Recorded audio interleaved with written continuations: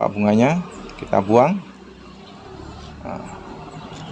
Lalu kita cari yang baru mekar, bunga betinanya kita tempelkan di dalam sini.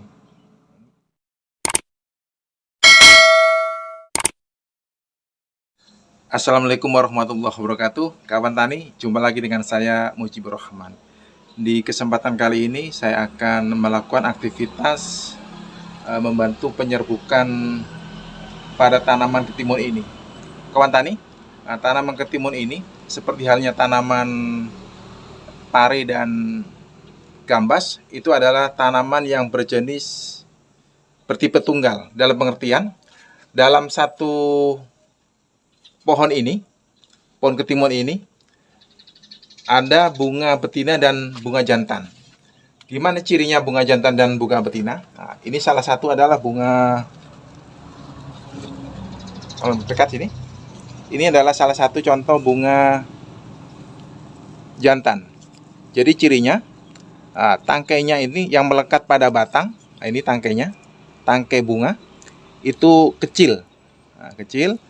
Lalu ada kelopak bunga, lalu di dalamnya ada yang kecil itu, di tengah-tengah persis di tengah kelopak bunga ada serbuk sari. Nah, itu adalah ciri dari bunga jantan. Lalu gimana ciri bunga yang betina? Ciri bunga yang betina bercirikan begini. Tangkai yang melekat pada batang lebih besar. Lebih besar.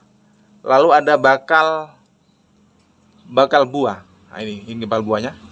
Ini tangkainya sampai di sini. Lalu ini bakal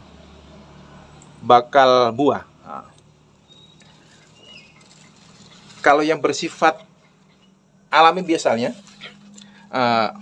penyerbukan dari bunga jantan ke bunga betina ini secara alamiah biasanya dibantu oleh angin atau oleh serangga, atau yang penting ada agen bantu. Bisa serangga, bisa lebah atau tawon.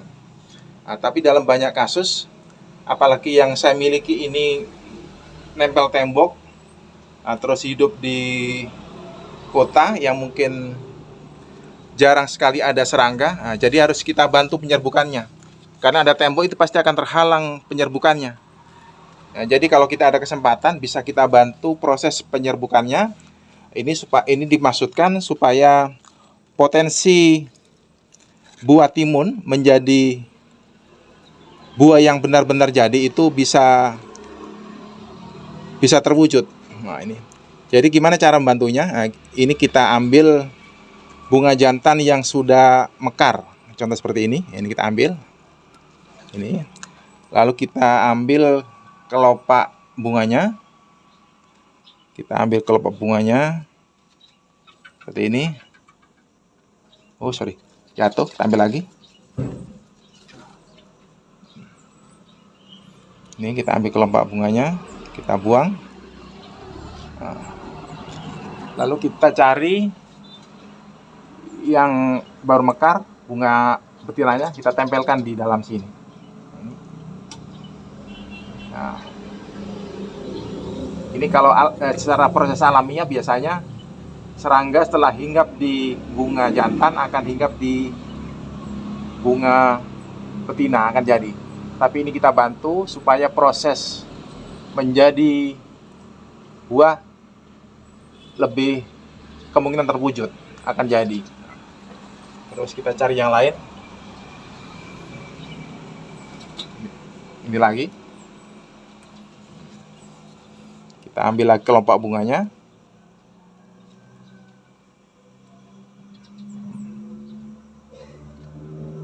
Kita sisakan serbuk sarinya. Nah, ini bisa serbuk sarinya, kalau serangga itu akan hinggap pada ini yang ada pentol kecil begini. Nah, kita tempelkan di sini, di tengah-tengah persis. Nah, ini. Nah, kita tempelkan di tengah-tengah persis. Nah, ini. Nah, ini akan potensi menjadi buah timun sangat tinggi. Nah, kita tempelkan saja. Nah, terus kita cari yang lain sebagai sampel, sebagai contoh gimana cara membantu penyerbukan. Ini usahakan cari ambil yang sudah mekar.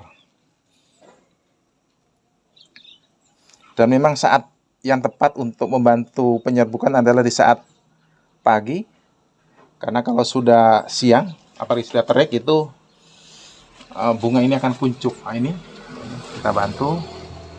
Nah, ini kita cari tengah-tengah persis ini.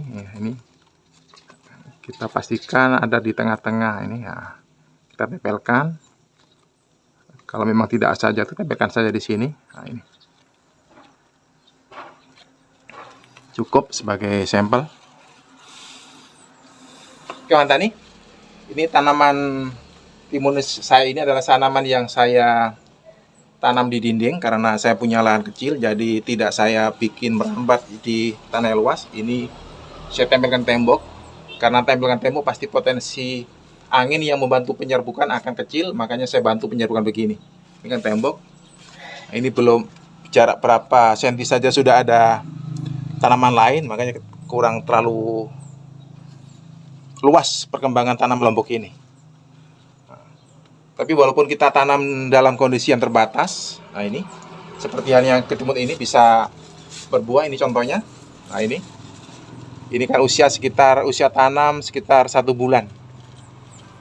Saya tanam di polybag, ini tanam saya polybag. Nah ini sudah mulai berbuah. Terus ada juga ini sudah jadi, ini di atas. Saya biarkan juga merambat di tanaman lain, tanaman kelor, karena merambat di tembok sudah terbatas, sudah habis rambatannya. Kalau tentang perawatan Tani, ini kan saya tanam di polybag. Ini saya tanam ada 6 polybag, masing-masing 1 polybag besar, ada 1 tanaman ketimun. Karena saya tanam di polybag, usahakan tiap hari harus disiram, apalagi di saat tidak musim hujan. Di pagi ini tidak saya siram karena semalam sudah hujan sedikit keras. Nah, untungnya kalau kita tanam di polybag begini, media tanamnya bisa ini saja. Jadi misalnya kita pupuk akan otomatis terserot maksimal. Nah, ini. Jadi walaupun tanam di polybag ukuran segini, ini bisa subur, bisa juga berbuah. Nah, ini sudah mulai berbuah. Ini kan usia sekitar 1 bulan di polybag. Nah, oke kawan Tani.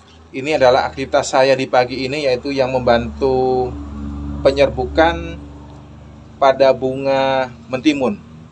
Semoga aktivitas saya ini bisa memberi manfaat kepada kawan tani semuanya. Terima kasih. Assalamualaikum warahmatullahi wabarakatuh.